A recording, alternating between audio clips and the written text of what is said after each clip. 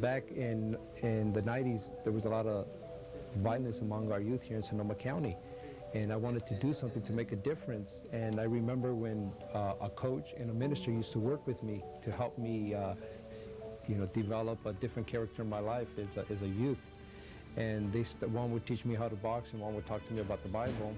And little did I know that I was going to be using those two things today.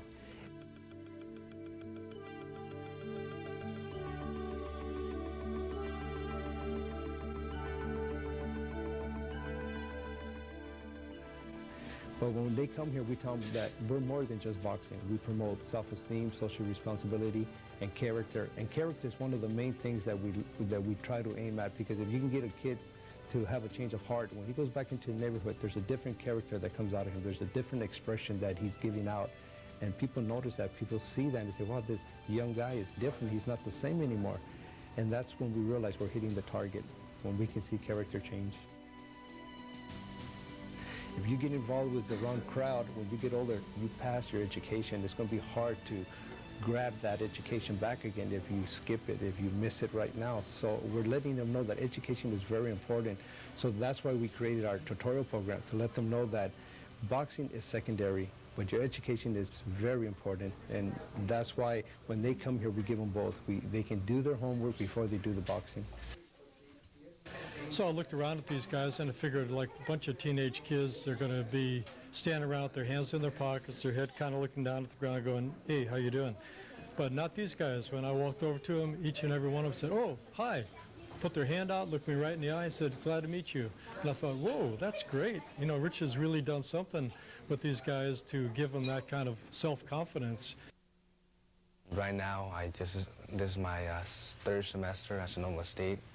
And I decided that I want to come back and help out. If I didn't box, at least come in my free time and just help out. Most of my friends were in gangs.